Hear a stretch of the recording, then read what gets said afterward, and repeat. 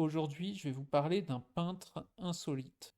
Je vous présente Joachim Raphaël Boronali. Il a peint le tableau Et le soleil s'endormit sur l'Adriatique en 1910. Sauf qu'en fait, je vous ai pas tout dit sur cet âne. Oups, je veux dire sur ce peintre. Bon, du coup, vous avez sûrement deviné, c'est un âne. Donc, le 8 mars 1910, Roland d'Orgelès emprunte Lolo, l'âne de Frédéric Gérard, dit le père Frédé, tenancier du Lapin Agile, un cabaret de Montmartre à l'époque, donc en présence d'un huissier de justice.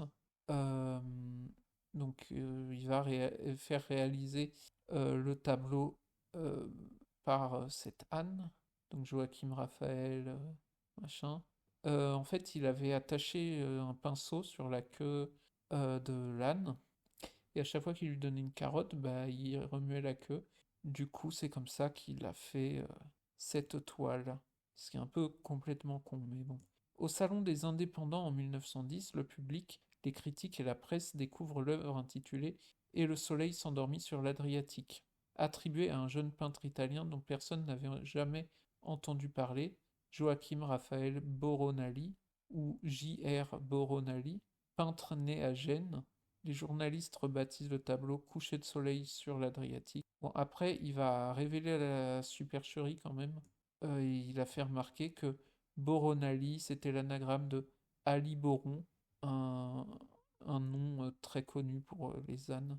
Et en gros, il voulait montrer qu'une œuvre faite par un âne, ou même par un animal, c'était pas plus con que certaines œuvres. Donc il y a le peintre et sculpteur André Maillot ou Maillos, je sais pas comment on dit, qui lui rachète sa toile. Donc il va la racheter environ 3500 euros. Enfin, j'ai converti parce que ça n'a pas de sens de dire les monnaies de l'époque. On sait même plus à quoi ça correspond. Mais en gros, 3500 euros. Du coup, Roland d'Orgelès, il va reverser cette somme à un orphelinat des arts. Et en 1953, le collectionneur d'art Paul Bédu rachète le tableau. Je sais pas combien il l'a racheté par contre. Je crois qu'il ne l'avait pas racheté bien cher. Et depuis, le tableau il est exposé à l'espace culturel Paul Bédu de Milly-la-Forêt, dans le département de l'Essonne. J'ai failli aller le voir, mais bon, dommage, le musée était fermé au moment où je voulais aller le voir.